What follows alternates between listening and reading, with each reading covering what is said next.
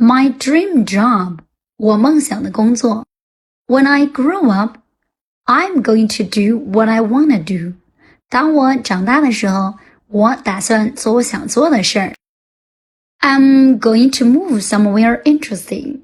我打算搬到一个有趣的地方。Paris sounds like a city that I could enjoy.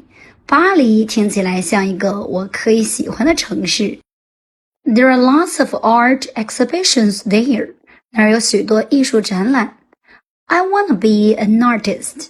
我想成为一名艺术家。So, how am I going to do it? 所以我将怎样去做呢？ First, I'm going to find a part-time job for a year or two and save some money. 首先呢，我打算找一份兼职的工作，干1到2年，并且攒一些钱。Then, I'm going to be a student at an art school in Paris. 然后我将成为巴黎艺术学校的一名学生。喜欢这篇文章，记得收藏，点亮爱心。